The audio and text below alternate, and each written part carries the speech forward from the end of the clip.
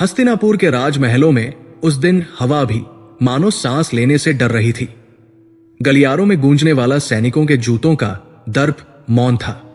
दासियों की पायल की रुनझुन शांत थी और विशाल प्रांगण में फहराते कुरु ध्वज का फड़फड़ाना भी एक दबी हुई सिसकी जैसा प्रतीत हो रहा था।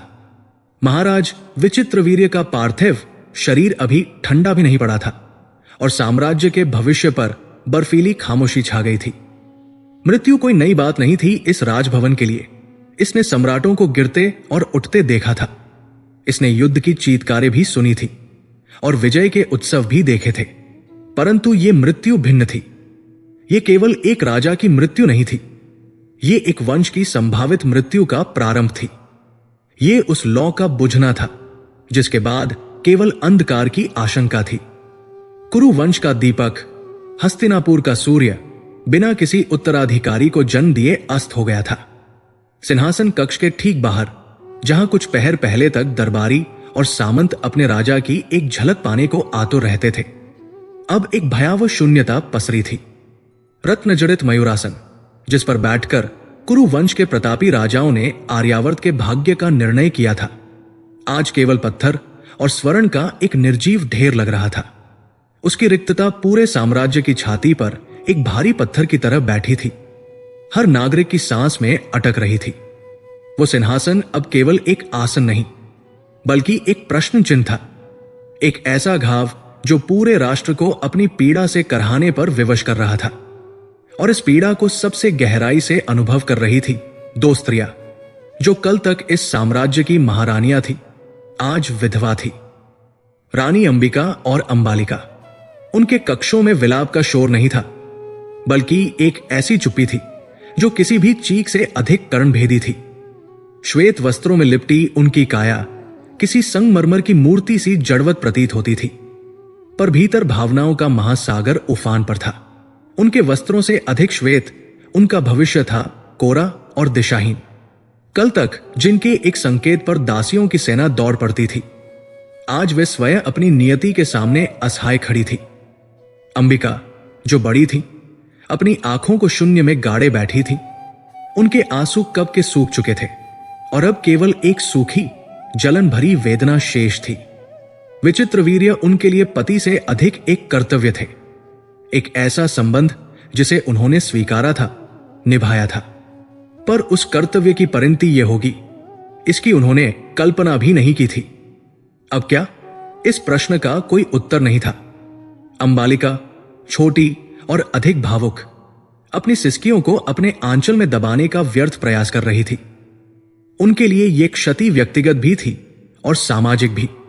एक निसंतान विधवा का जीवन राजरानी होने के बावजूद सम्मान और अधिकार से रिक्त हो जाता है, यह सत्य उन्हें किसी खंजर की तरह चुभ रहा था।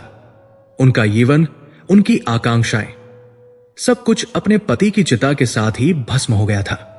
वे दोनों एक ही नाव की सवार थी, जो नियति के अंधड़ में दिशाहीन हो चुकी थी और दूर दूर तक कोई किनारा नजर नहीं आ रहा था। पर उनसे भी अधिक व्याकुल, उनसे भी अधिक व्यथित एक और स्त्री थी, जिसकी आंखों में न आंसू थे, न शून्यता, बल्कि एक धधकती हुई चिंता की ज्वाला थी। राजमाता सत्यवती।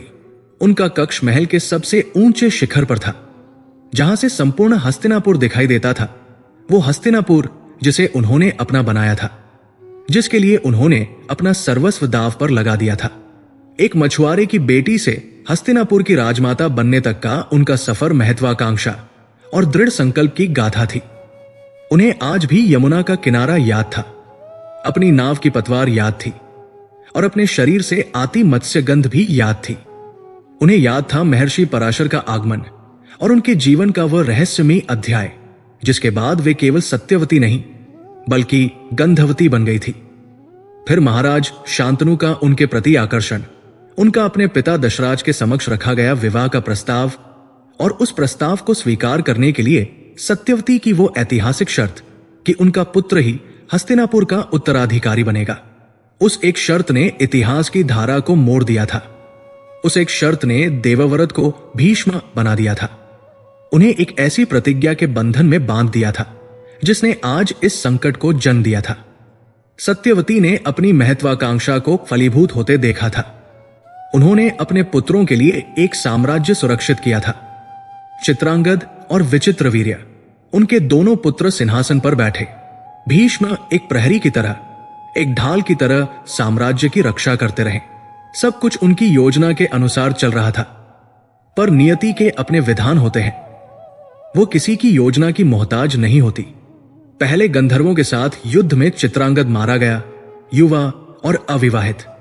सत्यवती का हृदय रोया था, पर उन्होंने अपने आंसुओं को अपनी आंखों में ही सुखा लिया था, क्योंकि अभी छोटा पुत्र बाकी था। विचित्रवीर्य, उन्होंने भीष्म को आदेश देकर काशी नरेश की तीनों पुत्रियों अंबा, अंबिका और अंबालिका का हरण करवाया, ताकि उनके दूसरे पुत्र का वंश चले, ताकि कुरु वंश की बेल आगे बढ़े। पर विधि का विधान देखिए, अंबा ने अपनी प्रतिज्ञा के कारण विवाह से इनकार कर दिया और उसकी कहानी एक अलग ही त्रासदी बन गई। और अंबिका और अंबालिका से भी विचित्रवीर्य को कोई संतान प्राप्त न हो सकी। वो स्वयं भी भोगविलास में डूबकर क्षय रोग का ग्रास बन गया और आज उसकी चिता की अग्नि राजमहल की दीवारों को अपनी से झुलसा रही थी। आज उनकी सारी मेहनत, सारी योजनाएं रेत की तरह मुट्ठी से फिसल रही थी। सिंहासन खाली था और एक खाली सिंहासन दुश्मनों को खुला निमंत्रण होता है। उन्हें पता था कि मगध की आंखें हस्तिनापुर पर गड़ी हैं, पांचाल अफसर की ताक में है और गांधार भी चुप बैठने वालों में से नहीं है। राज्य के भीतर भी सामंतों और जागीरदारों में सुगबुगाहट शुरू हो गई होगी। सत्ता की शून्यता अराजकता को जन्म देती है और अराजकता एक महान साम्राज्य को भी दीमक की तरह खा जाती है। सत्यवती ने यह सब कुछ अपनी आंखों से देखा था। राजनीति के हर दांवपेच को वो अपनी नसों में महसूस कर सकती थी। उस रात सत्यवती अपने कक्ष में अकेली बैठी थी। चारों ओर घना अंधकार था। केवल एक दीपक कांपती हुई लौ के साथ जल रहा था, जिसकी परछाई दीवार पर किसी प्रेत की तरह नृत्य कर रही थी। पर उससे भी गहरा अंधकार उनके मन में था।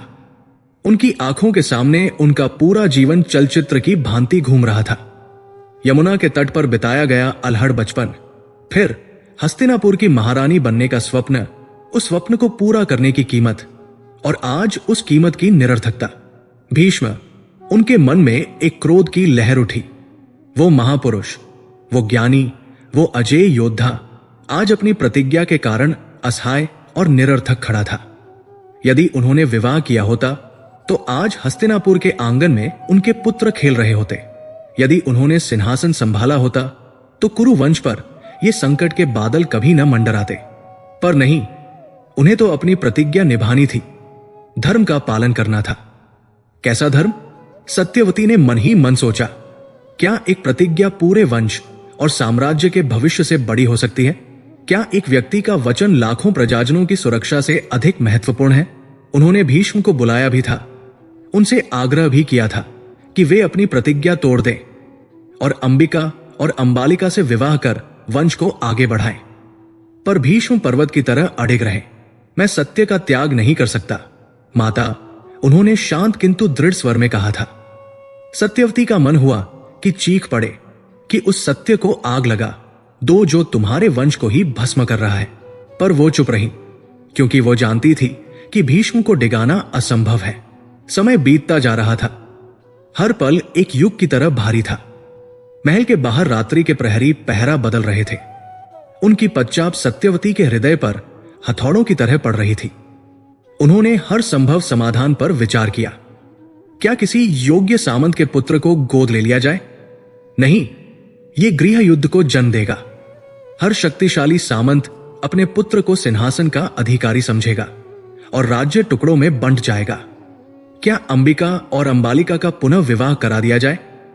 किससे? जो भी उनसे विवाह करेगा वो हस्तिनापुर का स्वामी बन बैठेगा और कुरु वंश का शासन सदा के लिए समाप्त हो जाएगा। यह भी अस्वीकार्य था। विचारों का बवंडर उनके मस्तिष्क में घूम रहा था, उन्हें तोड़ रहा था, मत रहा था। निराशा की अंतिम गहराइयों में जब सारे रास्ते बंद नजर आने लगे, जब भविष्य एक अंधी सुरंग की तरह दिखने लगा, तब उनके मन के किसी सुदूर कोने में स्मृतियों की एक ऐसी परत उधड़ी जिसे उन्होंने वर्षों से कसकर बंद कर रखा था। एक ऐसी स्मृति जिसे वे स्वयं भी भूल जाना चाहती थी। एक ऐसा रहस्य जो उनके अस्तित्व का हिस्सा था, पर जिसे उन्होंने कभी स्वीकार नहीं किया था। उन्हें यमुना का वही किनारा फिर से दिखा, किशोर अवस्था की चंचलता, नाव की पतवार और नदी के उस पार से आते हुए एक तेजस्वी ऋषि का बिंब। महर्षि पराशर, उनकी आंखों का तेज, उनकी वाणी का ओज और उनका वो अप्रत्याशित आग्रह। उस दिन की घटना किसी धुंधले स्वप्न की तरह उनके मन में तैर गई। समाज का भय, लोकलाज की चिंता और फिर ऋषि का आश्वासन। उन्होंने अपनी योग शक्ति से एक कृत्रिम धुंध का निर्माण किया था ताकि उन्हें कोई देख न सके, और उस धुंध के आवरण में यमुना के द्वीप पर एक जीवन ने आकार लिया था। एक पुत्र का जन्म हुआ था जो जन्म लेते ही युवा हो गया और तपस्या करने वन में चला गया। जाते जाते वो अपनी मां को वचन दे गया था, माते, जब भी आप संकट में मुझे स्मरण करेंगी, मैं तत्काल आपके समक्ष उपस्थित हो जाऊंगा। वो पुत्र कृष्ण द्वैपायन, वेदों का विभाजन करने के कारण जो बाद में वेद व्यास के नाम से विख्यात हुआ। सत्यवती का शरीर कांप गया। यह विचार ही सिहरन पैदा करने वाला था। अपने उस पुत्र को बुलाना जिसे उन्होंने जन्म के बाद कभी देखा नहीं, जिसका अस्तित्व संसार के लिए एक रहस्य था, उसे हस्तिनापुर के राजमहल में बुलाना और उससे, नहीं, यह असंभव है, यह धर्म के विरुद्ध है। नियोग की प्रथा थी, पर वो केवल पति की आज्ञा से या उसकी मृत्यु के बाद सपिंडों, निकट संबंधियों द्वारा ही संभव थी। व्यास कुरु वंश के रक्त से नहीं थे। यह एक ऐसा कार्य होगा जिसे समाज कभी स्वीकार नहीं करेगा। यह कुरु वंश की प्रतिष्ठा पर एक ऐसा धब्बा लगा देगा जो गंगा के जल से भी नहीं धुलेगा। लोग क्या कहेंगे, इतिहासकार क्या लिखेंगे कि जब कुरु वंश में कोई पुरुष न बचा तो राजमाता ने अपने अवैध पुत्र को बुलाकर अपनी विधवा पुत्रवधू का। छी, यह कल्पना ही घृणित थी। सत्यवती अपनी आसंदी से उठी और कक्ष में टहलने लगी।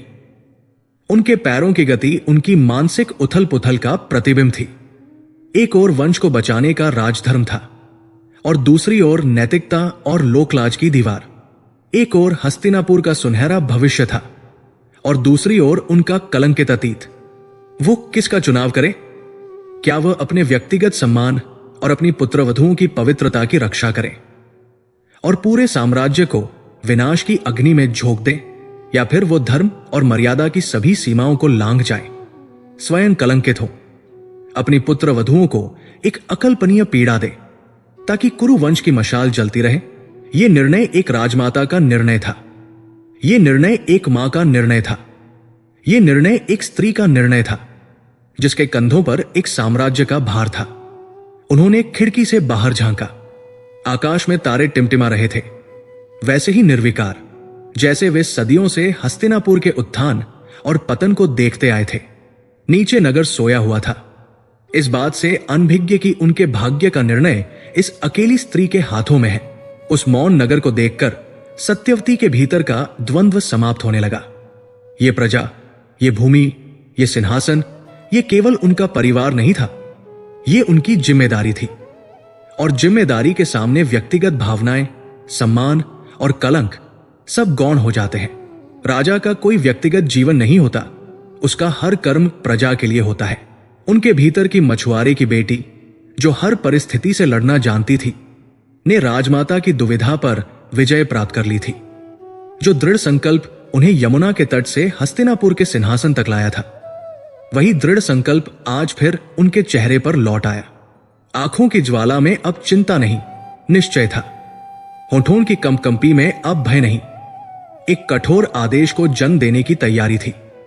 वे जानती थी कि कुरु वंश को बचाने के लिए उन्हें एक ऐसा कदम उठाना होगा जो धर्म और लोकलाज की सारी सीमाओं को तोड़ देगा। यह मार्ग फूलों का नहीं, कांटों का होगा। उन्हें घृणा मिलेगी, आलोचना मिलेगी, शायद इतिहास उन्हें कभी क्षमा न करे, पर साम्राज्य बच जाएगा। कुरु वंश का दीपक फिर से जल उठेगा। उन्होंने अपनी स्मृति के सबसे गहरे, सबसे गुप्त कोने में दफन उस नाम को पुकारा। एक ऐसा रहस्य जो हस्तिनापुर को बचा भी सकता था और हमेशा के लिए कलंकित भी कर सकता था। उन्होंने अपनी सबसे विश्वास पात्र दासी को बुलाने के लिए घंटी बजाई। उनके चेहरे पर अब कोई भाव नहीं था, वो एक चट्टान की तरह शांत और स्थिर थी। उन्होंने निर्णय ले लिया था, अब पीछे हटने का कोई मार्ग नहीं था।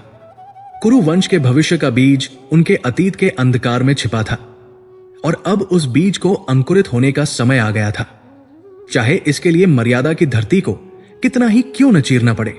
घंटी की ध्वनि उस भयावह मौन में दूर तक गूंज गई, जैसे नियति ने स्वयं भविष्य का द्वार खटखटाया हो। सत्यवती ने मन ही मन उस नाम का उच्चारण किया, उस पुत्र का जिसे उन्होंने जन्म दिया था, पर जिसे वो कभी अपना कह न सकी थी। एक गहरा कंपन भरा स्वर उनके भीतर से उठा, जो केवल उन्हें ही सुनाई दे रहा था, व्यास। सत्यवती के मन में जो नाम गूंजा था वो केवल एक नाम नहीं था, वो एक संपूर्ण अतीत था, एक ऐसा अध्याय जिसे उन्होंने अपने जीवन की पुस्तक से फाड़कर कहीं बहुत दूर फेंक देने की चेष्टा की थी।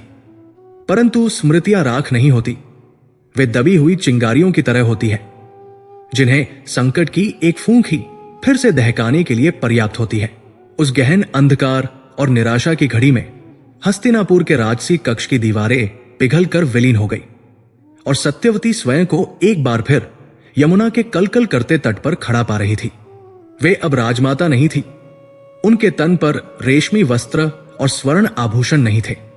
वे फिर से वही अल्हड़ कुमारी थी, जिसके केशों में वायु अटखेलिया करती थी, जिसकी त्वचा पर सूर्य की ताम्रवर्णी चमक थी और जिसके संपूर्ण अस्तित्व से मत्स्य की तीव्र मादक गंध आती थी।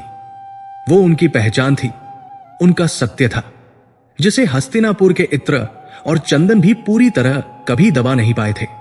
उनकी आंखों के सामने वो दृश्य किसी जीवंत स्वप्न की भांति तैर गया। वर्षों पहले जब उनका जीवन नदी की धारा की तरह ही चंचल और अप्रतिहत था, वे अपनी नाव में अकेली यमुना के प्रवाह को चीर रही थी।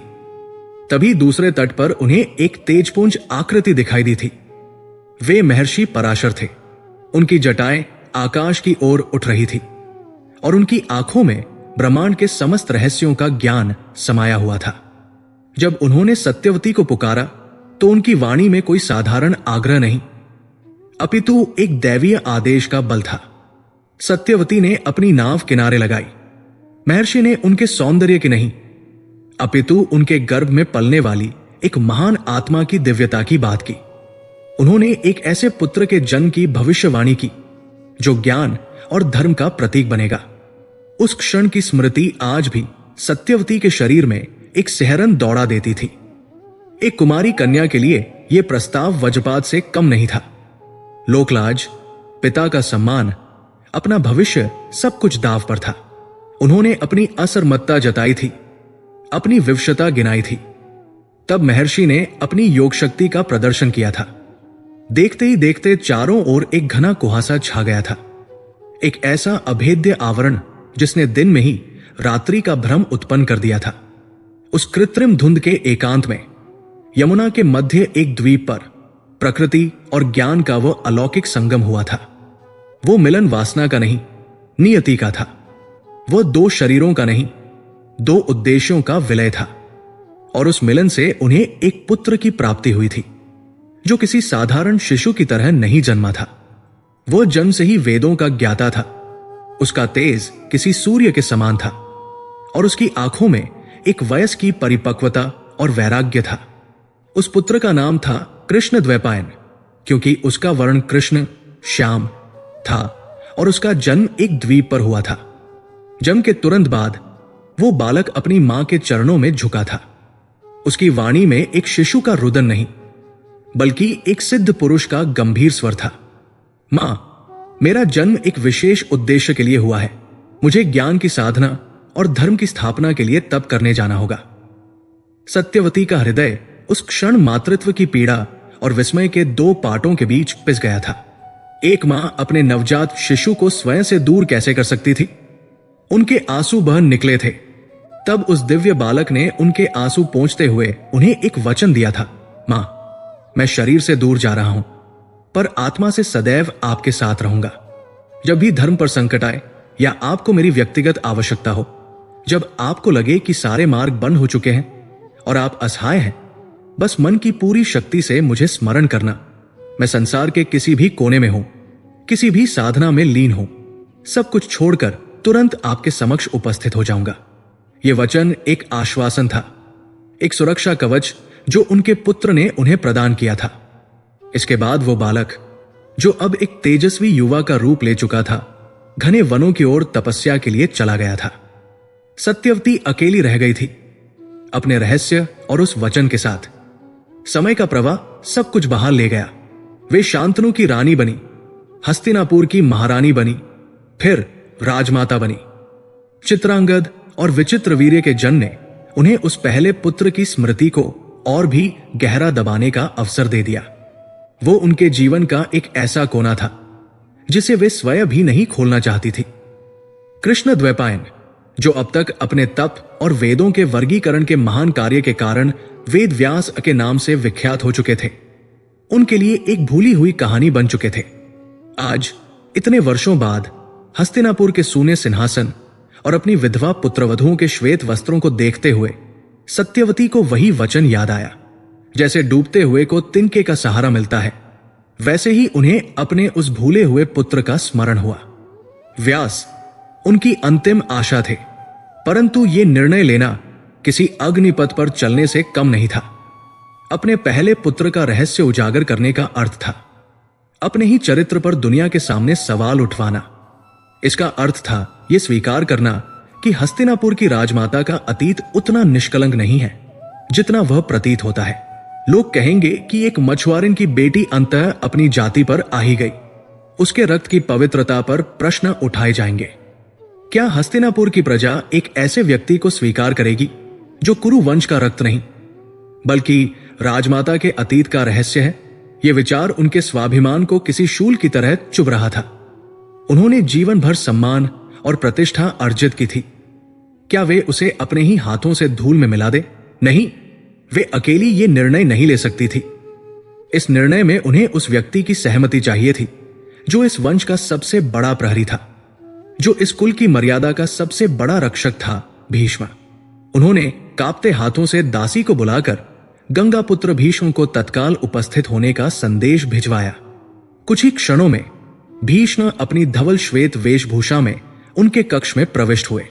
उनका आगमन सदैव एक शांत और स्थिर ऊर्जा लेकर आता था, पर आज उनके मुख पर भी चिंता की रेखाएं स्पष्ट थी। वे अपनी प्रतिज्ञा से बंधे थे, एक ऐसी प्रतिज्ञा जिसने उन्हें महान तो बनाया, पर आज उसी प्रतिज्ञा ने उन्हें इस संकट के समय में निरर्थक भी कर दिया था। वे सिंहासन पर बैठ नहीं सकते थे और न ही वंश को आगे बढ़ा सकते थे। वे एक शक्तिशाली अजेय योद्धा होते हुए भी एक मूक दर्शक बनने को विवश थे। प्रणाम माता, भीष्म ने सिर झुकाकर कहा। उनकी आवाज में वही संयम और सम्मान था, पर सत्यवती उस आवाज के पीछे छिपी विवशता को पच सकती थी। सत्यवती ने उन्हें बैठने का संकेत किया। कुछ क्षण तक कमरे में एक असनीय चुप्पी छाई रही।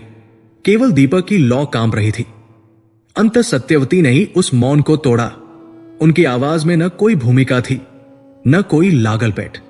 वो एक थके हुए पराजित सेनापति की आवाज थी। पुत्र, सारे मार्ग बंद हो चुके हैं। कुरु वंश का दीपक बुझने की कगार पर है।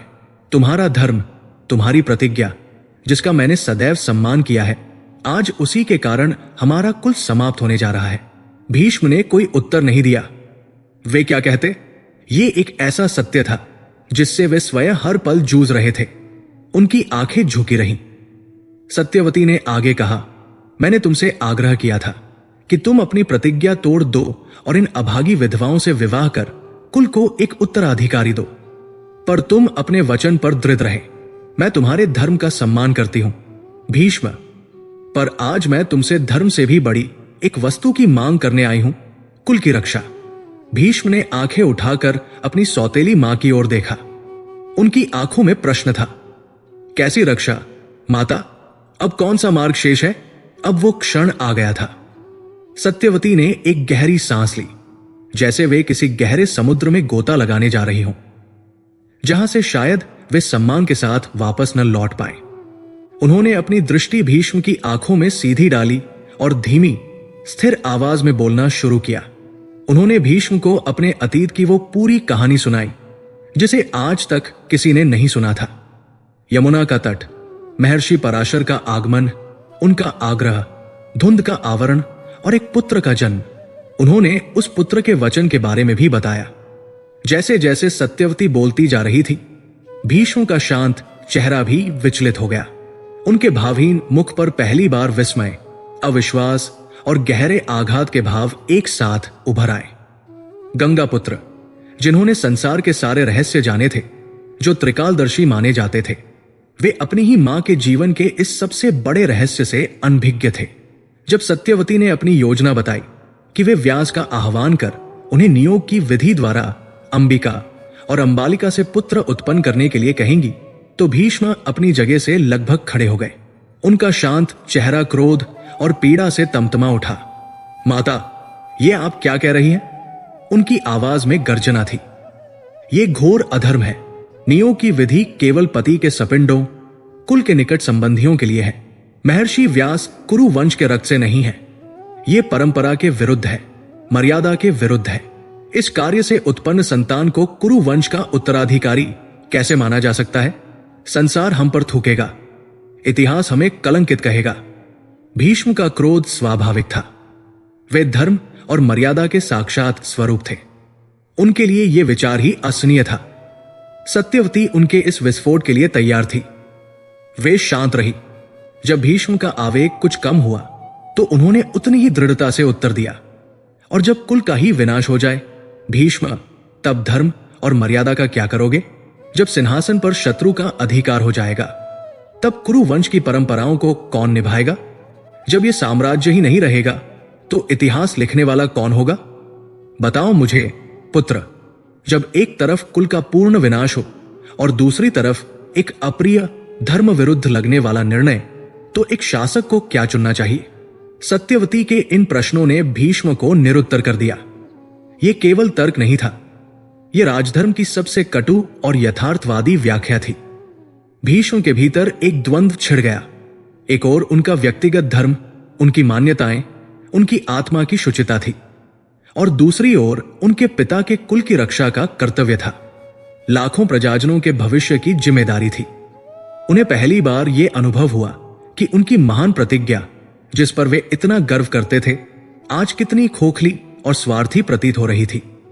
उनके एक वचन ने आज पूरे वंश को इस धर्म संकट में लाकर खड़ा कर दिया था। यदि वे स्वयं इस कर्तव्य का निर्वाह कर सकते तो आज उनकी मां को अपने अतीत के घावों को कुरेदने की आवश्यकता न पड़ती। इस अपराध बोध ने उनके क्रोध को शांत कर दिया। वे समझ गए थे कि अब तर्क का कोई स्थान नहीं है। अब केवल चुनाव करना था एक आदर्शवादी, ऑनरेबल अंत और एक कलंकित पर जीवित भविष्य के बीच। एक राजा का कर्तव्य आदर्शों की रक्षा करना नहीं, बल्कि राज्य की रक्षा करना होता है। भीष्म एक राजा नहीं थे, पर वे राज्य के संरक्षक थे।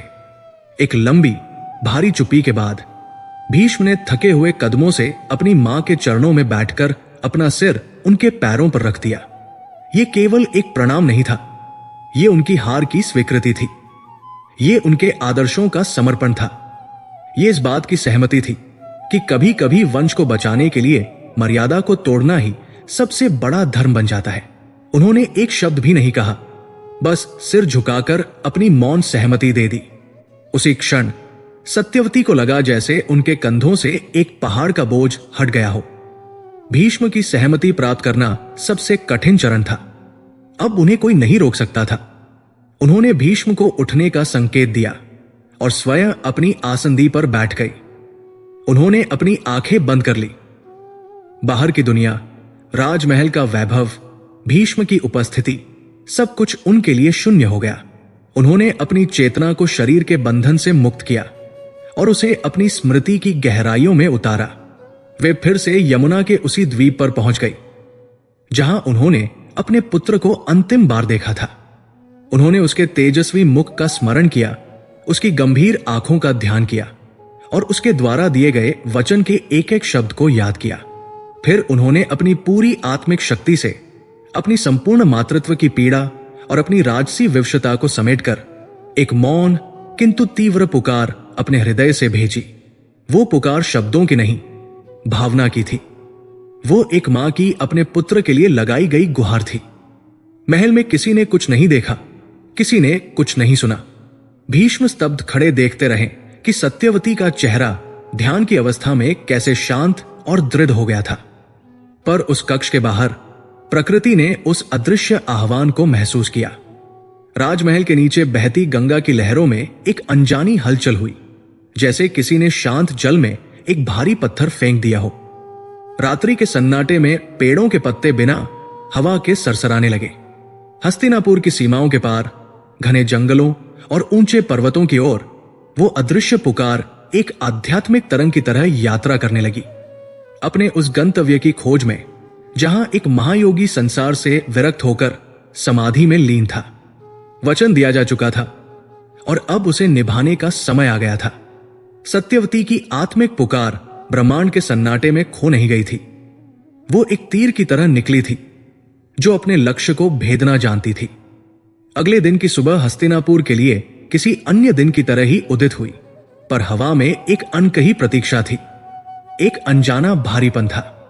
राजमहल अपनी नित्य की दिनचर्या में जागने का प्रयास कर रहा था, परंतु हर गतिविधि के पीछे एक खोखलापन था, जैसे एक सुंदर शरीर जिसमें से आत्मा निकल चुकी हो।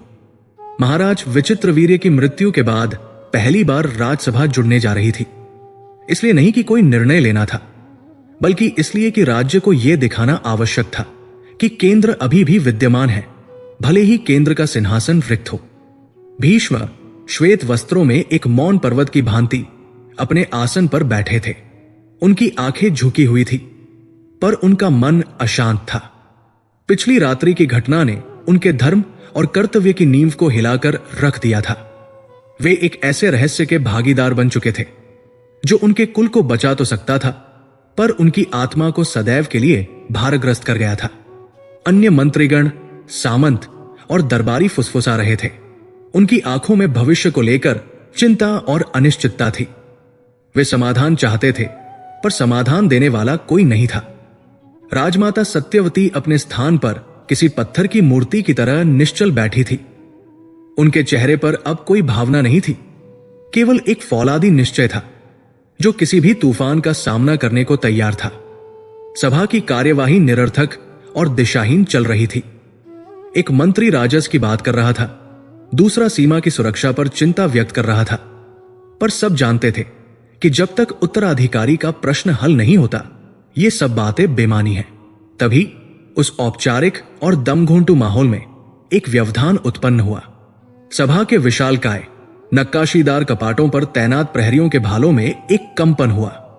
उनकी आंखों में भय और विस्मय का एक ऐसा मिश्रण उभरा जो उन्होंने पहले कभी अनुभव नहीं किया था। उनकी दृष्टि द्वार पर टिकी थी, जहां एक ऐसी आकृति प्रकट हुई थी जिसे देखकर पूरी राजसभा की सामूहिक चेतना एक क्षण के लिए जम सी गई। वो कोई राजा, राजकुमार या प्रतिष्ठित ऋषि नहीं था।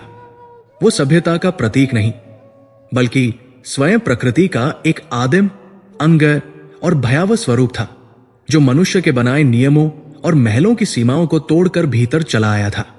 लंबी उलझी हुई जटाएं जो वर्षों से न काटी गई थी न संवारी गई थी, उनके कंधों और पीठ पर किसी काले सर्प की तरह फैली हुई थी। उनका कृष्ण वर्ण ऐसा था जैसे किसी घनी अमावस की रात्रि को ही शरीर दे दिया गया हो। उनके विशाल शरीर पर राजसी वस्त्रों के स्थान पर केवल एक कृष्ण मृग की छाल लिपटी हुई थी, जो उनके बलिष्ठ और तपे हुए शरीर को मुश्किल से ही ढक पा रही थी। उनके पैर नंगे थे, धूल धूसरित, और उनके नाखूनों में वर्षों के वनवास की मिट्टी जमी थी। पर उन सबसे अधिक भयावह थी उनकी आंखें। वे किसी साधारण मनुष्य की आंखें नहीं थी, उनमें वर्षों के तप का तेज धधक रहा था। एक ऐसी ज्वाला जो किसी के भी मन के भीतर झांक कर उसके रहस्यों को पच सकती थी। उन आंखों में न करुणा थी न क्रोध, केवल एक गहन भेदने वाला वैराग्य था। उनके शरीर से किसी महल की सुगंध नहीं आ रही थी, उनसे आ रही थी गीली मिट्टी की गंध, सूखी लकड़ियों की गंध, कंदमूल और जंगली जड़ी बूटियों की गंध, और इन सब पर हावी थी पवित्र हवन के धुएं की तीव्र गंध। ऐसा लग रहा था जैसे कोई चलता फिरता यज्ञ ही सभा कक्ष में प्रवेश कर गया हो। यह कोई व्यक्ति नहीं था, यह प्रकृति की एक आदिम शक्ति थी जो महलों के ऐश्वर्य, शिष्टाचार और बनावटीपन को चुनौती दे रही थी। एक क्षण के लिए सभा में पूर्ण निस्तब्धता छा गई, मंत्रियों के हाथ से लेखनी गिर गई। सेनापति का हाथ अनजाने ही अपनी तलवार की मूठ पर चला गया और पुरोहितों के हाथ में जप की माला रुक गई। ये कौन था? इसे यहां आने का दुस्साहस कैसे हुआ? पर किसी के मुंह से एक शब्द भी नहीं फूटा। उस आगंतुक के तेज के सामने सब बौने पड़ गए थे। केवल 2 व्यक्ति थे जो स्थिर रहे।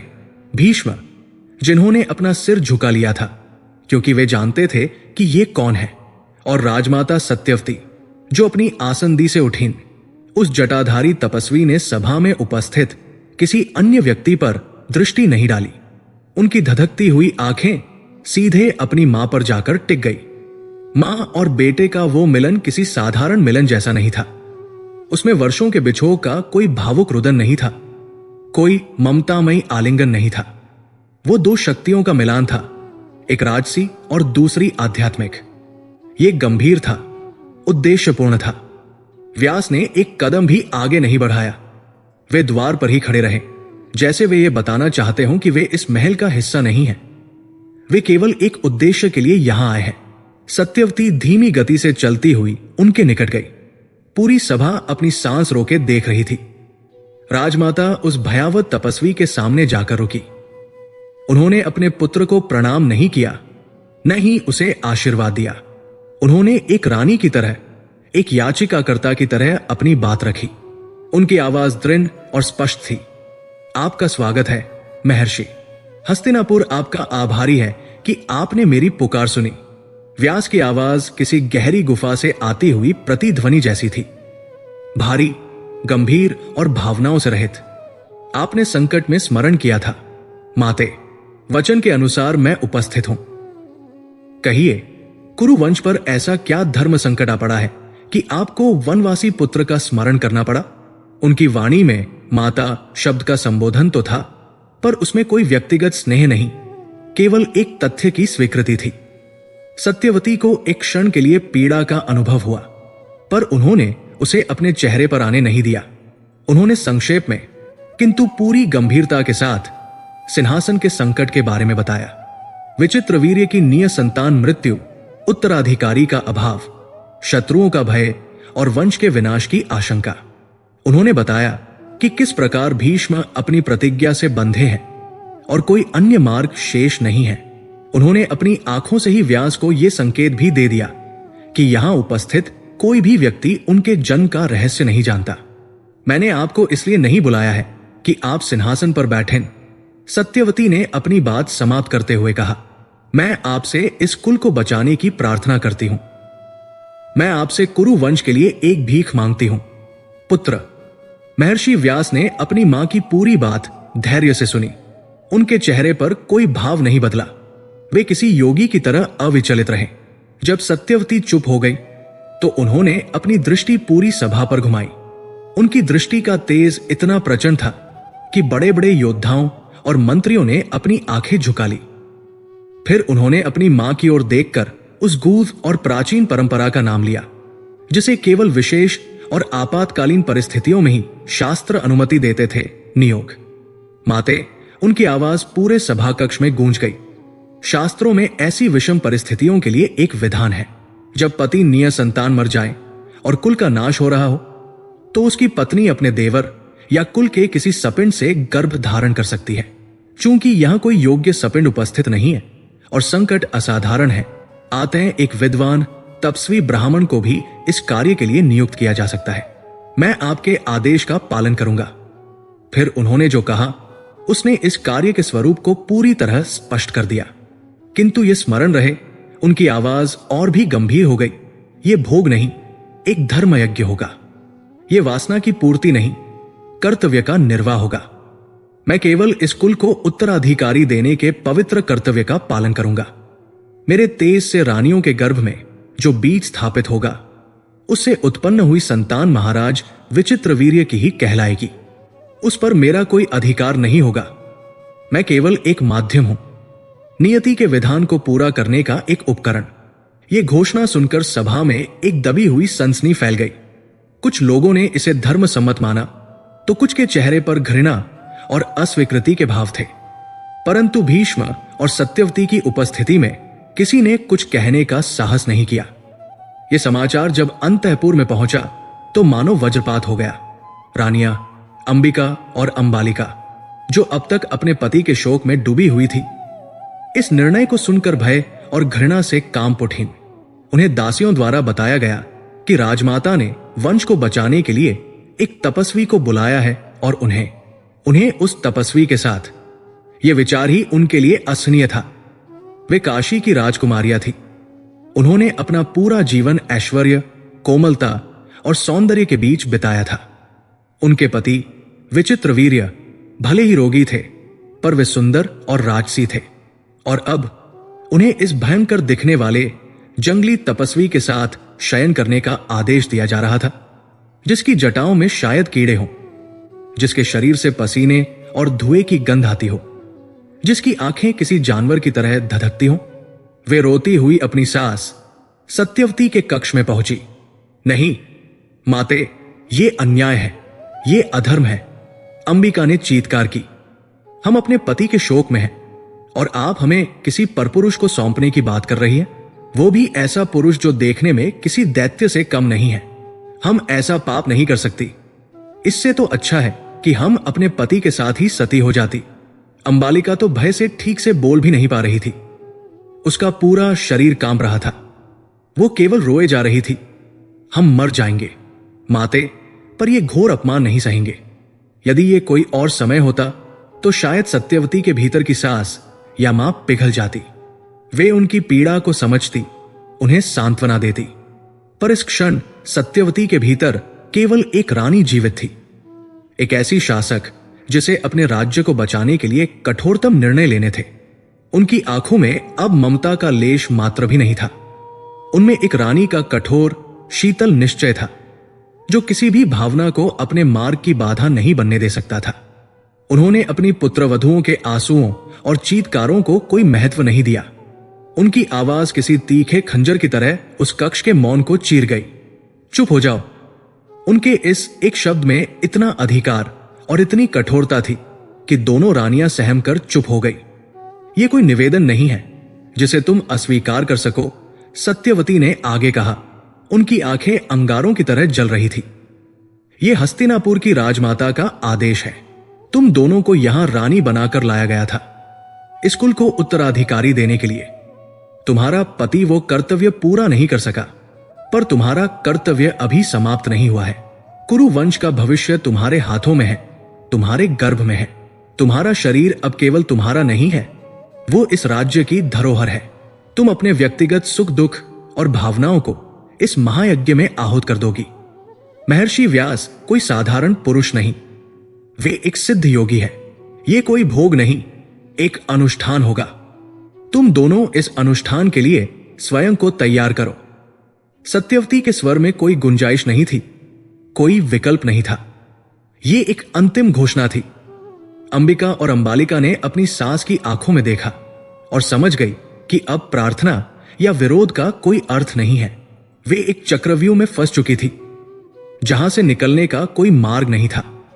वे केवल नियति की कठपुतलियां थी, जिन्हें राजधर्म की डोरी पर नाचना ही था, चाहे उनका हृदय और आत्मा इस प्रक्रिया में कुचल ही क्यों न जाए। भय, घृणा और विवशता के आंसू पीकर उन्होंने सिर झुका दिया। वे उस यज्ञ की वेदी पर चढ़ने के लिए विवश थी, जिसकी अग्नि में उनका स्त्रीत्व, उनकी अस्मिता और उनकी इच्छाएं, सब कुछ स्वाहा होने वाला था।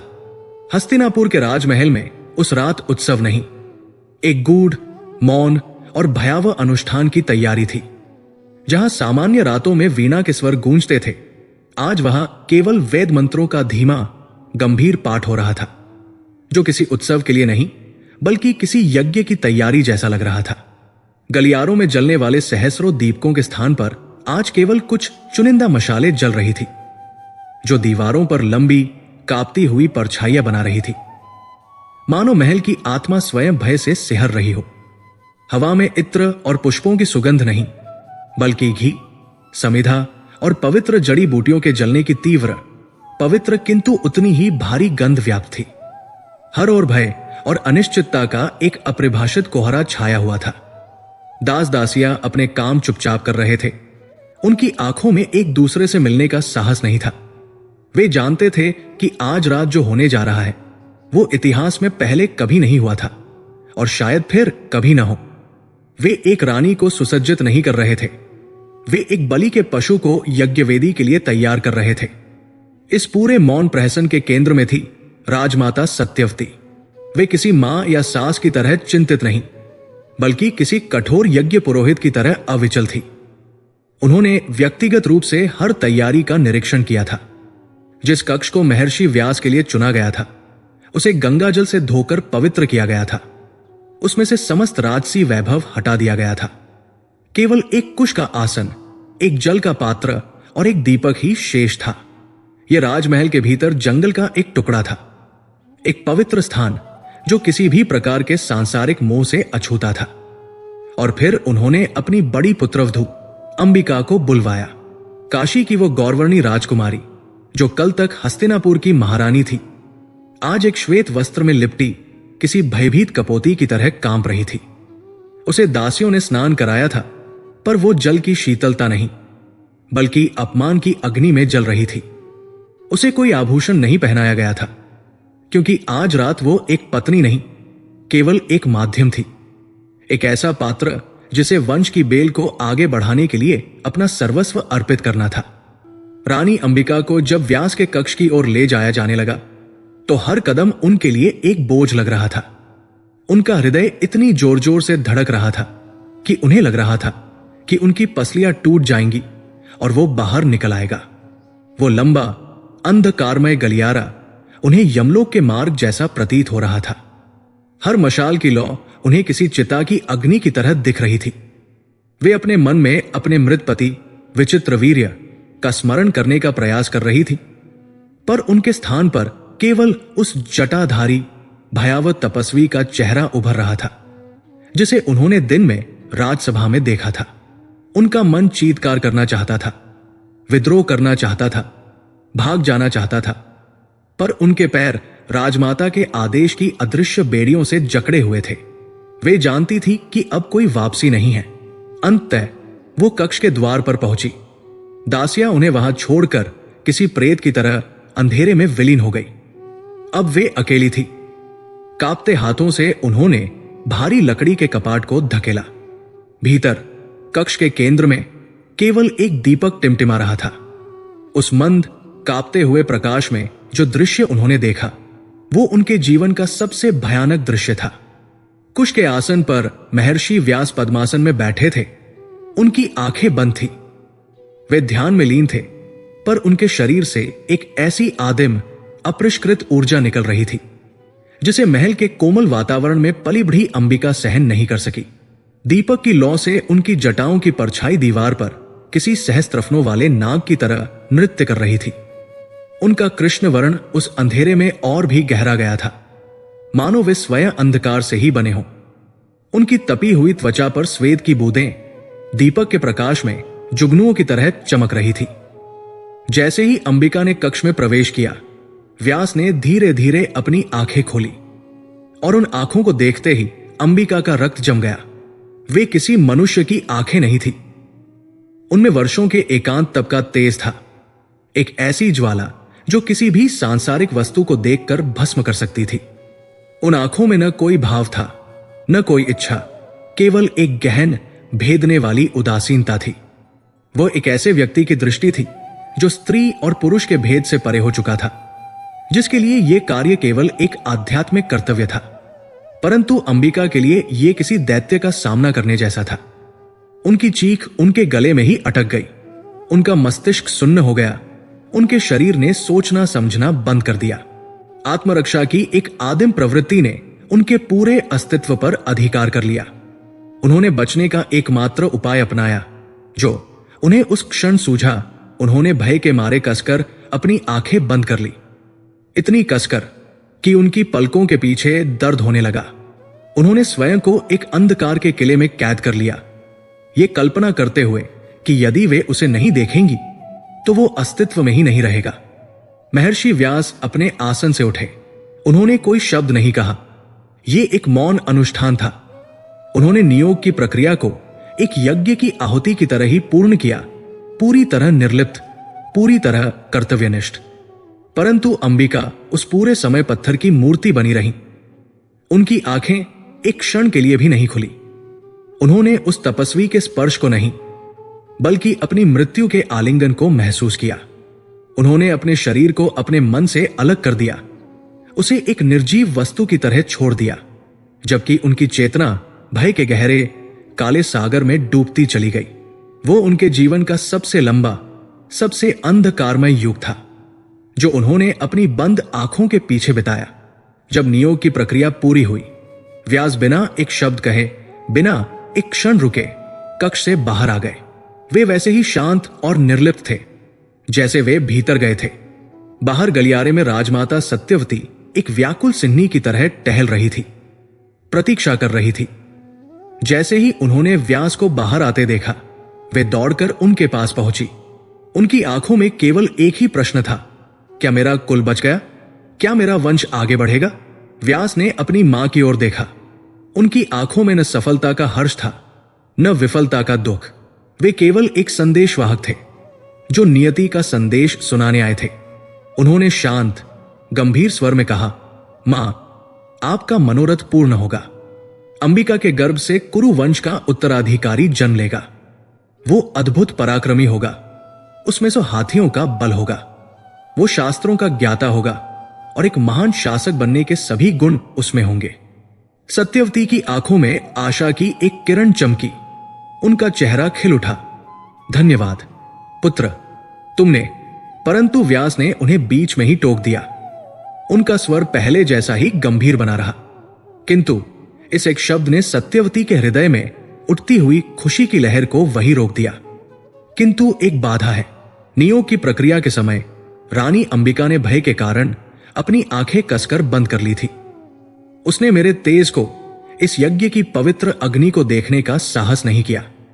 गर्भाधान के क्षण में उसकी चेतना में केवल भय और अंधकार था। इसका परिणाम यह होगा कि उसका पुत्र तेजस्वी और बलवान तो होगा, लेकिन वो जन्म से अंधा होगा। उसकी आंखों में सदैव रात्रि का निवास होगा। ये शब्द किसी वज्र की तरह सत्यवती पर गिरे। उनका खिला हुआ चेहरा मुरझा गया, उनकी आंखों की चमक बुझ गई। एक अंधा राजा, हस्तिनापुर का सिंहासन, आर्यावर्त का गौरव, एक नेत्रहीन शासक के अधीन होगा? यह कैसे संभव है? एक राजा जो अपनी प्रजा को देख नहीं सकता, जो युद्ध में अपनी सेना का नेतृत्व नहीं कर सकता, जो राजसभा में मंत्रियों के चेहरे के भाव नहीं पढ़ सकता। नहीं, यह उत्तराधिकार नहीं, यह तो एक और श्राप था। सत्यवती का हृदय डूब गया। उनका सारा परिश्रम, सारा त्याग, मर्यादा का उल्लंघन, सब व्यर्थ हो गया। हस्तिनापुर का भविष्य अंधकारमय नहीं हो सकता। उनके भीतर की रानी ने तुरंत निर्णय लिया। एक उत्तराधिकारी काफी नहीं था, विशेषकर एक ऐसा उत्तराधिकारी जो स्वयं अधूरा हो। उन्हें एक और पुत्र चाहिए था, एक ऐसा पुत्र जिसकी आंखें हों, जो कुरु वंश के सूर्य को पुनः प्रकाशित कर सके। उनकी दृष्टि में कठोरता लौट आई। उन्होंने तुरंत अपनी सबसे विश्वसनीय दासी को आज्ञा दी कि दूसरी रानी अंबालिका को तैयार करके उनके समक्ष लाया जाए। कुछ ही क्षणों में पीली पड़ी, भय से कांपती अंबालिका उनके सामने खड़ी थी। वो अपनी बड़ी बहन के कक्ष से आती दबीदबी सिसकियों को सुन चुकी थी। वो जानती थी कि अब उसकी बारी है। सत्यवती ने अपनी दूसरी पुत्रवधू को देखा। उसकी आंखों में भय और आंसू थे, पर सत्यवती के हृदय में अब करुणा का कोई स्थान नहीं था। वे एक ऐसे सेनापति की तरह थी जो युद्ध जीतने के लिए अपने सैनिकों की बलि देने से नहीं हिचकिचाता। वे अंबालिका के पास गई और उसका कंधा इतनी जोर से पकड़ा कि उनके नाखून उसकी कोमल त्वचा में गड़ गए। उन्होंने उसके कानों में फुसफुसाते हुए एक ऐसे कठोर, बर्फीले स्वर में चेतावनी दी जिसमें कोई भावना नहीं, केवल एक अकाट्य आदेश था। जो भूल तुम्हारी बड़ी बहन ने की है, वो तुम नहीं करोगी। तुमने परिणाम देख लिया है। उसने हस्तिनापुर को एक अंधा उत्तराधिकारी दिया है, पर मुझे एक ऐसा राजा चाहिए जो देख सकता हो। तुम भीतर जाओगी और चाहे कुछ भी हो जाए, अपनी आंखें खुली रखोगी। तुम महर्षि के तेज को देखोगी, उसे आत्मसात करोगी, ताकि तुम्हारा पुत्र सूर्य के समान तेजस्वी हो। यह याद रखना, यह एक निवेदन नहीं है, यह राजमाता का आदेश है। यदि तुमने अवज्ञा की तो परिणाम तुम्हारी कल्पना से भी परे होगा। सत्यवती के शब्दों में एक अनकही धमकी थी, एक ऐसी चेतावनी जिसने अंबालिका के रहस्य साहस को भी निचोड़ कर रख दिया। वो समझ गई कि उसके पास कोई विकल्प नहीं है। उसे न केवल उस भयावह अनुभव से गुजरना था, बल्कि उसे अपनी आंखों को खुला रखने के लिए भी विवश किया गया था, ताकि वो अपनी आत्मा पर होते हुए उस आक्रमण के हर क्षण की साक्षी बन सके। अपनी बहन की तरह आंखें बंद कर लेने का सुखद विकल्प भी उससे छीन लिया गया था। कांपते हुए, आंसुओं से भीगे हुए चेहरे के साथ अंबालिका ने अपनी मृत्यु यात्रा के अगले चरण की ओर कदम बढ़ाए। महल के उस हिस्से में जहां रानी अंबालिका का वास था, हवा में केवल भय ही नहीं, बल्कि भय की प्रतिध्वनि भी तैर रही थी। उन्होंने अपनी बड़ी बहन अंबिका को उनके कक्ष में लौटते हुए देखा था। वो चल नहीं रही थी, उन्हें दासियों का सहारा लेना पड़ा था।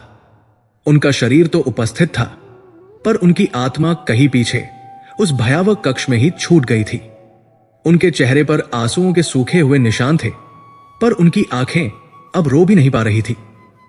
वे पथरा गई थी, जैसे उन्होंने कुछ ऐसा देख लिया हो जिसे कोई जीवित मनुष्य देखने के लिए नहीं बना है। अंबालिका ने अपनी बहन की दबी हुई हिंसक सिसकियां सुनी थी, जो रात भर उनके कक्ष से आती रहीं, और हर सिसकी अंबालिका के हृदय पर एक चाबुक की तरह पड़ रही थी। वो जानती थी कि अब उनकी बारी है। उनकी स्थिति अपनी बहन से भी कहीं अधिक दयनीय थी, क्योंकि अंबिका तो एक अनजाने भय का सामना करने गई थी, जबकि अंबालिका एक जाने पहचाने प्रमाणित आतंक की ओर बढ़ रही थी। राजमाता सत्यवती की बर्फीली चेतावनी उनके कानों में किसी विषैले सर्प की फुंकार की तरह गूंज रही थी। जो भूल तुम्हारी बड़ी बहन ने की, वो तुम नहीं करोगी। अपनी आंखें खुली रखना। यह आदेश मृत्युदंड से भी अधिक क्रूर था। ये उन्हें न केवल उस अग्नि में कूदने के लिए कह रहा था, बल्कि यह भी सुनिश्चित कर रहा था कि वे अपनी त्वचा को जलते हुए, अपनी आत्मा को झुलसते हुए देखें। आंखें बंद कर लेने का, स्वयं को उस विभीषिका से मानसिक रूप से काट लेने का अंतिम आश्रय भी उनसे छीन लिया गया था। जब दासियां उन्हें तैयार करने आईं, तो अंबालिका का शरीर किसी पत्ते की तरह कांप रहा था। उनके दांत किटकिटा रहे थे। दासियों ने उन्हें स्नान कराने का प्रयास किया, पर जल उनके शरीर पर ठहर ही नहीं रहा था। वो भय के स्वेद के साथ मिलकर बह जाता था। उन्होंने श्वेत वस्त्र धारण किए, जो उनके भविष्य की तरह ही कोरे और भावहीन थे। जब वे उस गलियारे से गुजरी जहां कुछ ही समय पहले उनकी बहन गई थी, तो उन्हें लगा कि वे उसी के पदचिन्हों पर नहीं, बल्कि अपनी ही कब्र की ओर बढ़ रही है। हर कदम पर उनका मन चीख रहा था, भाग जाओ, कहीं छिप जाओ। पर उनका शरीर, जो वर्षों से आज्ञा पालन का आदी था, किसी यंत्र की तरह आगे बढ़ता रहा। उनकी चेतना दो भागों में बंट गई थी। एक हिस्सा जो उस भयावह वास्तविकता को जी रहा था, और दूसरा जो कहीं दूर खड़ा होकर अपनी ही दुर्दशा का मूक साक्षी बना हुआ था। उन्होंने कांपते हुए व्यास के कक्ष में दाखिल होने के लिए द्वार को धकेला। भीतर का दृश्य वही था, वही टिमटिमाता दीपक, वही कुश का आसन, और वही अंधकार से बनी प्रतीत होती मानवाकृति। पर आज वो आकृति ध्यान में नहीं थी। महर्षि व्यास उनकी प्रतीक्षा कर रहे थे। जैसे ही अंबालिका ने दहलीज पार की, उन्होंने अपनी आंखें उठाई और सीधे उसकी आंखों में देखा, और वही क्षण प्रलय का क्षण था। अंबालिका ने अपनी सास के आदेश का पालन करने के लिए अपनी पूरी इच्छा शक्ति, अपनी आत्मा की समस्त शक्ति को समेटकर अपनी आंखें खुली रखी। उन्होंने उन धधकती हुई आंखों में सीधे देखने का दुस्साहस किया। उन्होंने जो देखा वो केवल एक तपस्वी का तेज नहीं था, वो वर्षों का संचित वैराग्य था। वो प्रकृति की आदिम अनगढ़ शक्ति थी। वो ज्ञान का ऐसा महासागर था जिसकी एक बूंद भी किसी साधारण मनुष्य के मस्तिष्क को विदीर्ण कर सकती थी। उस दृष्टि में न आकर्षण था, न विकर्षण, न दया, न क्रूरता। वो दृष्टि एक दर्पण की तरह थी, जिसमें अंबालिका को अपना भय, अपनी तुच्छता, अपना संपूर्ण अस्तित्व एक धूलकण के समान नजर आया। उस एक दृष्टि ने उनके भीतर कुछ तोड़ दिया। उनके शरीर की समस्त जैविक क्रियाएं मानो एक साथ रुक गई। भय की एक ऐसी बर्फीली लहर उनके पैरों से चढ़ी और उनके मस्तिष्क तक पहुंच गई कि उनके शरीर का सारा रक्त जैसे किसी ने सोख लिया हो। उनका हृदय, जो अब तक किसी बंदी पक्षी की तरह फड़फड़ा रहा था, एक क्षण के लिए मानो धड़कना ही भूल गया। उनकी सांस गले में अटक गई। उनका सुंदर गौरवर्णी चेहरा, जो अब तक भय से श्वेत पड़ चुका था, अब एक भयानक मृतप्राय पीलापन कर गया। वो हल्दी की तरह पीली पड़ गई, जैसे उनके शरीर में रक्त की एक बूंद भी शेष न रही हो, केवल भय का पीला विष बह रहा हो। वे अपनी जगह पर पत्थर की मूर्ति की तरह स्थिर हो गई। आंखें खुली थी, पर वे देख नहीं रही थी। कान सुन रहे थे, पर वे श्रवण नहीं कर रहे थे। उनका शरीर जीवित था, पर उसमें जीवन का कोई चिन्ह शेष नहीं था। वे एक जीवित शव थी, जिसकी खुली आंखों में केवल आतंक का शून्य जमा हुआ था। महर्षि व्यास ने अपना कर्तव्य पूरा किया, ठीक उसी निर्लिप्त भाव से जैसे कोई वैद्य किसी मूर्छित रोगी को औषधि देता है। उन्होंने उस शरीर को स्पर्श किया जिसमें आत्मा भय के कारण पहले ही पलायन कर चुकी थी। अंबालिका के लिए यह अनुभव किसी स्पर्श का नहीं, बल्कि बर्फ की सिल्ली पर लिटा दिए जाने जैसा था। उन्हें कुछ भी महसूस नहीं हुआ, क्योंकि महसूस करने के लिए चेतना का जो अंश आवश्यक था, वो कब का मर चुका था। जब व्यास कक्ष से बाहर आए तो सत्यवती पहले से भी अधिक आतुरता से उनकी प्रतीक्षा कर रही थी। उनके चेहरे पर तनाव और आशा का मिलाजुला भाव था। पुत्र, उन्होंने एक सांस में पूछा। उसने अपनी आंखें खुली रखी। हां माते, व्यास का स्वर पहले की भांति शांत और अटल था। उसने आपकी आज्ञा का पालन किया। उसने अपनी आंखें बंद नहीं की। सत्यवती के चेहरे पर विजय की एक क्षणिक मुस्कान उभरी। अंततः उन्हें एक संपूर्ण उत्तराधिकारी मिलेगा। पर व्यास ने अपनी बात आगे बढ़ाई और उनकी मुस्कान वही जम गई। किंतु माते, उसने आंखें तो खुली रखी, पर मेरे तेज को देखकर भय ने उसके शरीर का सारा रक्त सोख लिया। उसका शरीर रक्तहीन और पीला पड़ गया। गर्भाधान के समय उसके भीतर जीवन का उल्लास नहीं, मृत्यु का भय व्याप्त था। इसका प्रतिफल यह होगा कि उसका पुत्र पराक्रमी तो होगा, शस्त्र और शास्त्र का ज्ञाता भी बनेगा, परंतु वो जीवन भर एक असाध्य रोग से ग्रस्त रहेगा। उसका शरीर सदैव पीत वर्ण का और निर्बल रहेगा। वो पांडु कहलाएगा। सत्यवती के पैरों तले जमीन खिसक गई। ये क्या हो गया? एक अंधा और एक रोगी राजकुमार।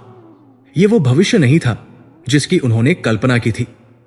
ये वंश को बचाना नहीं, ये वंश को अपाहिज बनाना था। दो राजकुमार जो सिंहासन पर बैठने के लिए जन्म से ही अयोग्य थे। एक जो देख नहीं सकता, दूसरा जिसमें राज्य करने का बल नहीं होगा। उनका सारा प्रयास, उनका सारा त्याग, उनकी सारी क्रूरता सब एक भयानक उपहास में बदल गया था। क्रोध, निराशा और हताशा की एक लहर ने उन्हें लगभग विक्षिप्त कर दिया। वे अपनी ही योजना के मलबे के नीचे दबी खड़ी थी। पर सत्यवती हार मानने वालों में से नहीं थी। उनकी महत्वाकांक्षा किसी फीनिक्स पक्षी की तरह थी, जो हर बार राग से और भी अधिक प्रचंड होकर जन्म लेती थी। एक स्वस्थ, सर्वगुण संपन्न उत्तराधिकारी की उनकी तीव्र इच्छा अब एक जुनून में बदल चुकी थी।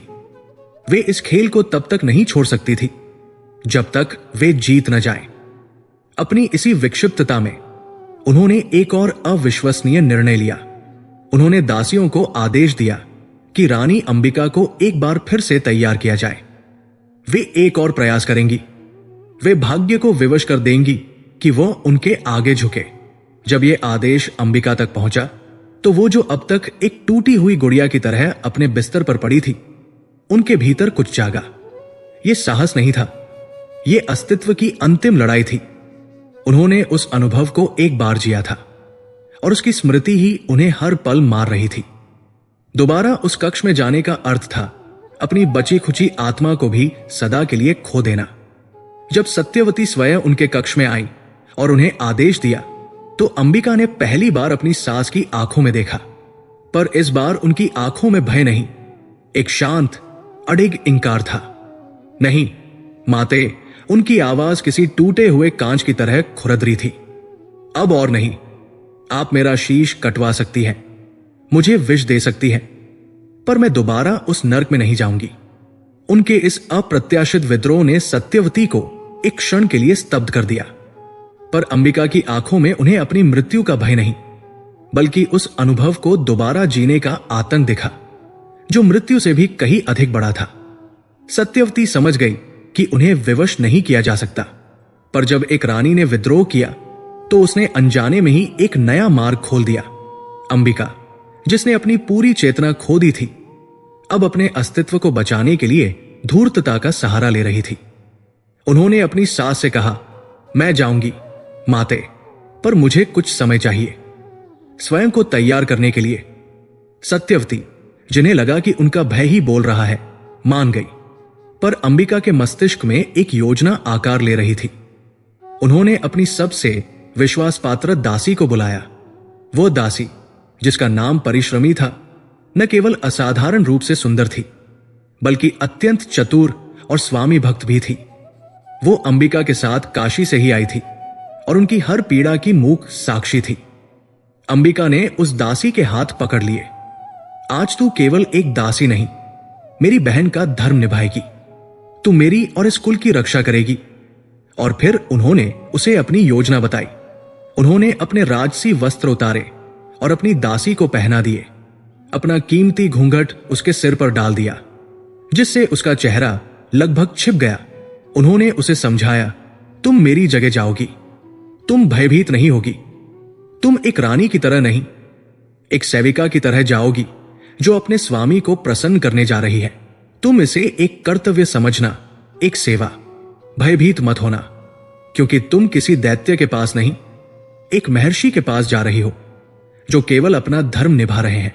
यह एक अविश्वसनीय धोखा था, एक ऐसा दाव जिसने कहानी की धारा को एक अप्रत्याशित मोड़ दे दिया।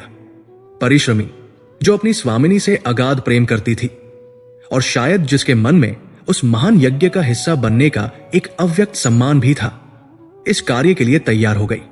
रानी के वस्त्रों में, घूंघट की आड़ में, वो साधारण दासी उस रात हस्तिनापुर की नियति को एक नया आकार देने के लिए उस भयावह गलियारे से गुजरी। वो एक रानी के आतंक के साथ नहीं, बल्कि एक भक्त के समर्पण के साथ उस कक्ष की ओर बढ़ रही थी। रानी अंबिका का विद्रोह और उनकी धूर्तता ने नियति के खेल में एक ऐसा पासा फेंका था जिसकी किसी ने कल्पना भी नहीं की थी। जब रानी के वस्त्रों और आभूषणों में सजी लंबे घूंघट की आड़ में वह दासी परिश्रमी उस अंधकारमय गलियारे से गुजरी, तो उसके पश्चात में रानियों जैसी विवशता और भय की कोई प्रतिध्वनि नहीं थी। उसके हृदय में भी स्पंदन था, पर वो आतंक का नहीं, एक गहरे अव्यक्त रोमांच का था।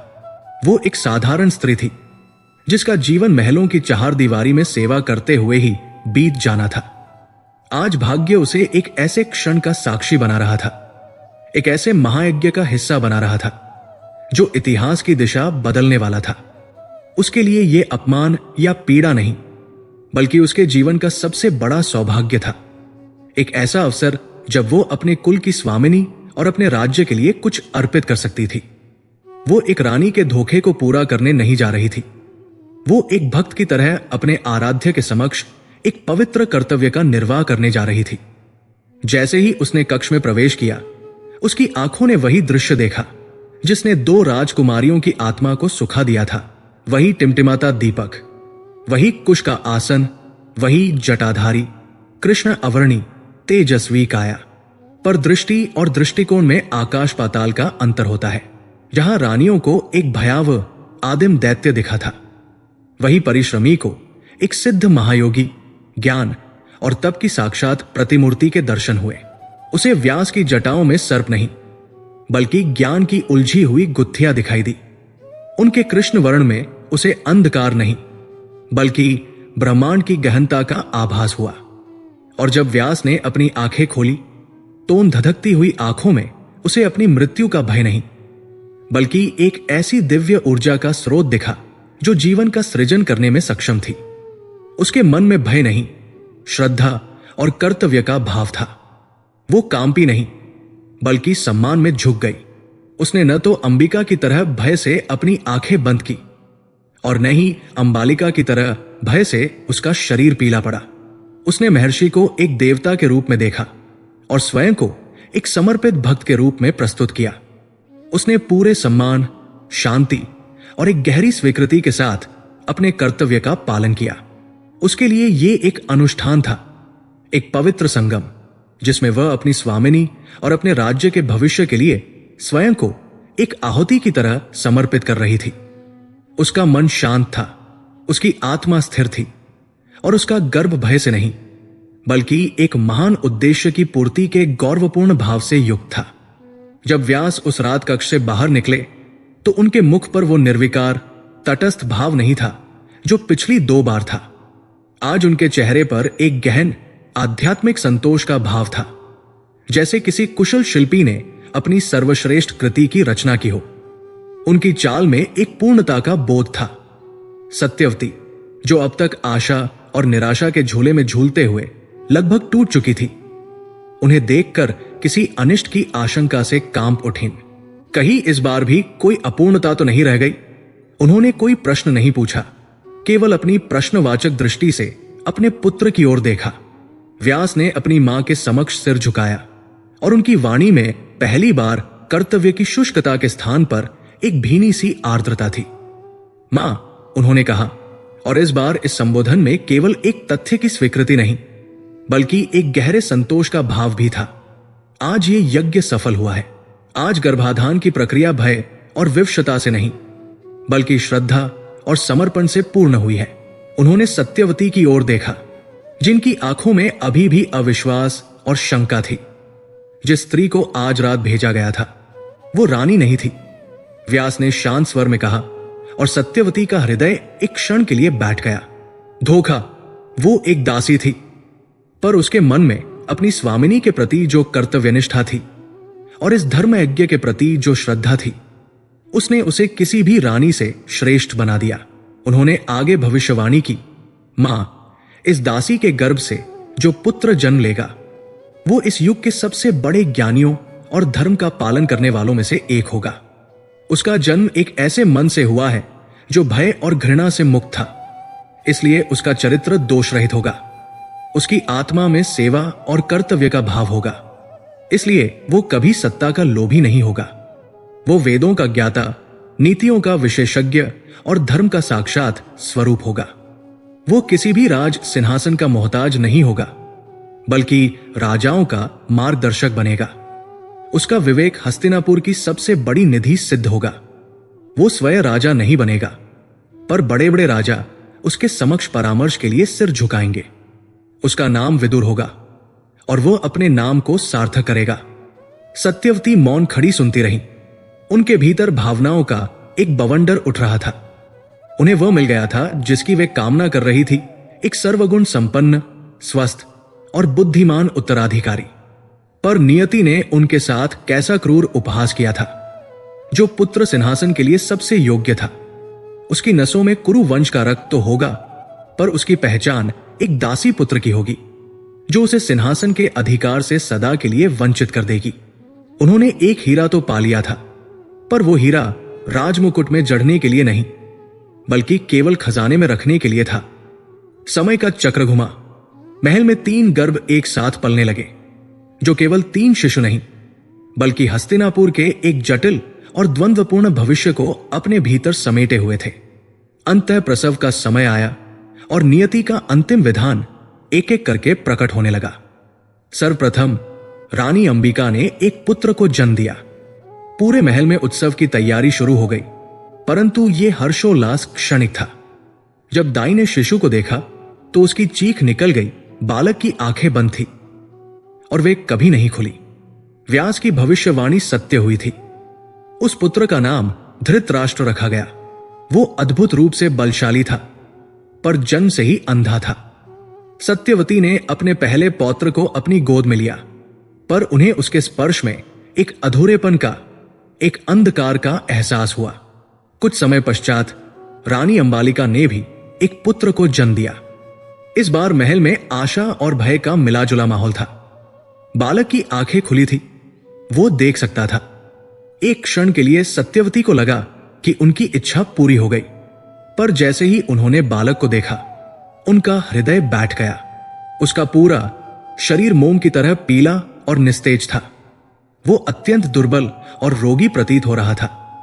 दूसरी भविष्यवाणी भी अक्षरशः सत्य सिद्ध हुई। उस पांडुवर्णी राजकुमार का नाम पांडु रखा गया।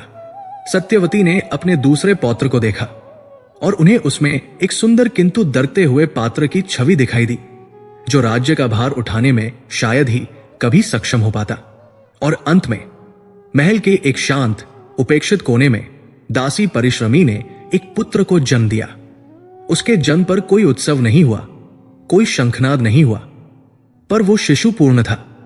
उसका शरीर स्वस्थ था, उसकी आंखें खुली और बुद्धिमत्ता की चमक लिए हुए थी, और उसके चेहरे पर एक अद्भुत शांति थी। उसका नाम विदुर रखा गया। वो कुरु वंश का सबसे स्वस्थ, सबसे बुद्धिमान और सबसे पूर्ण राजकुमार था। पर उसके जन्म के साथ ही उस पर दासी पुत्र का अमिट ठप्पा लग चुका था।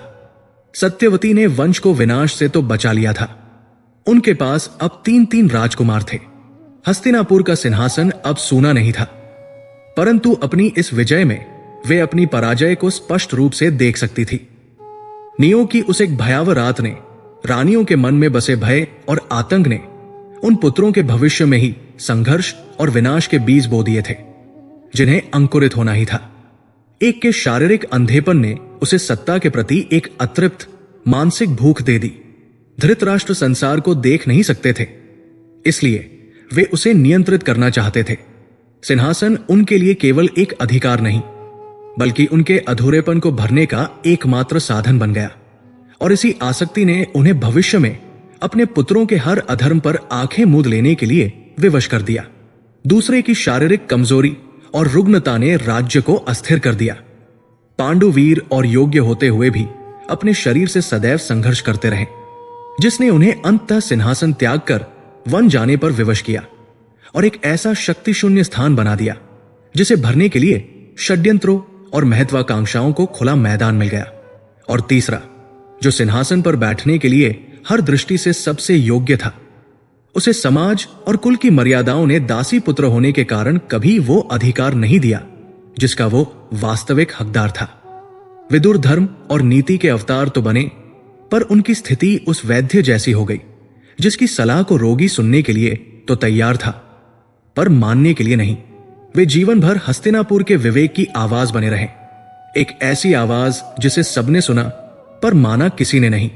हस्तिनापुर का सिंहासन तो बच गया, पर वो अब केवल स्वर्ण और रत्नों से जड़ा एक आसन नहीं रहा। वो एक ऐसा केंद्र बिंदु बन गया था जिसके चारों ओर महत्वाकांक्षा, ईर्ष्या, अधिकार और अन्याय की शक्तियां चक्कर काटने लगी थी। सत्यवती ने अपने कुल की नाव को डूबने से बचाने के लिए उसमें 3 छेद कर दिए थे। उन्होंने एक शून्य को भरने के लिए एक ऐसे संघर्ष को जन्म दे दिया था जो उस शून्य से कहीं अधिक विनाशकारी सिद्ध होने वाला था। उसी क्षण जब 3 भिन्न भिन्न नियति वाले बालकों ने महल में अपनी पहली सांस ली, उसी क्षण कुरुक्षेत्र के मैदान में लड़े जाने वाले इतिहास के सबसे बड़े युद्ध महाभारत की नींव रखी जा चुकी थी। नियति ने अपना खेल खेल दिया था। पात्र चुन लिए गए थे, उनकी कमजोरियां और शक्तियां तय कर दी गई थी, और अब केवल समय को उस पटकथा को मंच पर प्रस्तुत करना शेष था जिसका अंतिम दृश्य सर्वनाश था।